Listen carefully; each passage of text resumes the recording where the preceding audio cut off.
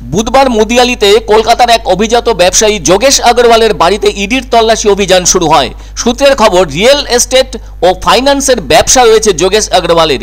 এছাড়াও সূত্রের খবর, হেমন্ত সোরেন ইতিমধ্যে ইডির হাতে গ্রেপ্তার হয়েছেন। ফলে তার যে বাসভবন ছিল সেখানে যে গাড়িটি পাওয়া যায় সেই গাড়িটি রেজিস্ট্রেশন করেছিল মুদিয়ালির এই কোম্পানি। আসলে ঝাড়খণ্ডের প্রাক্তন মুখ্যমন্ত্রী হেমন্ত সোরেনের গাড়িটি নথিভুক্ত আছে মুদিয়ালির এই কোম্পানির নামে। নিশ্চয়ই সকলের মনে আছে 29শে জানুয়ারি তল্লাশি অভিযান চালিয়ে ঝাড়খণ্ডের সেই সময়ের মুখ্যমন্ত্রী তথা ঝাড়খণ্ড মুক্তি মোর্চার নেতা হেমন্ত সোরেনের বিলাসবহুল বিদেশি গাড়িটি বাজেয়াপ্ত করেছে ইডি। হেমন্ত সোরেনের দিল্লির বাড়িতে শুরু হওয়া সে সময় অভিযানে ওই BMW গাড়ি এবং কিছু নথিপত্র বাজেয়াপ্ত করা হয়েছে বলে ইডি সূত্রের খবর। অন্যদিকে ইডি মোট 9বার তলব করলেও প্রতিবারই তা এড়িয়ে গিয়েছেন ঝাড়খণ্ডের ওই সময়ের মুখ্যমন্ত্রী হেমন্ত সোরেন। অবশ্য ফের তাকে ইডির পক্ষ থেকে সমন পাঠানো হয়েছিল এবং তাতে বলাও হয়েছিল 27 থেকে 31শে জানুয়ারির মধ্যে দিল্লিতে ইডির দপ্তরে উপস্থিত থেকে তদন্ত প্রক্রিয়ায় অংশগ্রহণ করতে। কিন্তু ওই ব্যাপারে ইডি তার কোনো প্রত্যুত্তর না পেয়ে 29 কিংবা 31শে জানুয়ারি জিজ্ঞাসাবাদের জন্য সময় রাখতে বলা হয়েছিল হেমন্ত সোরেনকে। সত্যি বলতে কি, সেই সময়সীমার প্রথম দিনই পদক্ষেপ গ্রহণ করতে বাধ্য হয়েছিল কেন্দ্রীয় তদন্তকারী সংস্থা।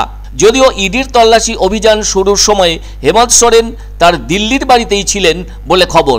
ইডির বক্তব্য, রাঁচিতে 7.16 একর একটি জমির মালিকানার বিষয়ে ঝাড়খণ্ডের ওই মুখ্যমন্ত্রীকে ওই সময় কিছু প্রশ্ন করতে চেয়েছিল ইডি।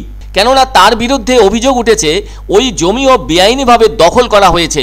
সংশ্লিষ্ট জমি দুর্নীতি কাণ্ডে ইতিমধ্যেই 14 জন গ্রেপ্তার হয়েছে, যার মধ্যে রয়েছে অমিত আগরওয়াল ও বিষ্ণু আগরওয়াল নামে 2 ব্যবসায়ী। শেষটায় ঝাড়খণ্ডের প্রাক্তন মুখ্যমন্ত্রী হেমন্ত সোরেনের BMW গাড়িটিও বাজেয়াপ্ত করেছে ইডি। তবে এদিন ব্যবসায়ী যোগেশ আগরওয়ালের বাড়িতে ইডি অভিযান চালিয়েছে। সেই যোগেশবাবু রিয়েল এস্টেটের ব্যবসা করে থাকেন, আবার সেই সাথে ফাইন্যান্সের ব্যবসাও চালাচ্ছেন তিনি।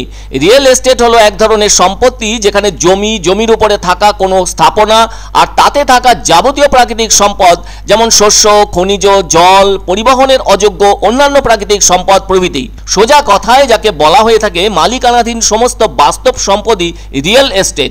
আসলে এই জাতীয় সম্পদ কেনা, বেচা বা ভাড়া দেওয়ার যে পেশা সেটাই রিয়েল এস্টেট। তবে ভারতে অবশ্য রিয়েল এস্টেট ব্যবসা বলতে সাধারণত জমি বা প্লট এবং ফ্ল্যাট বিক্রি করাকেই বোঝায়।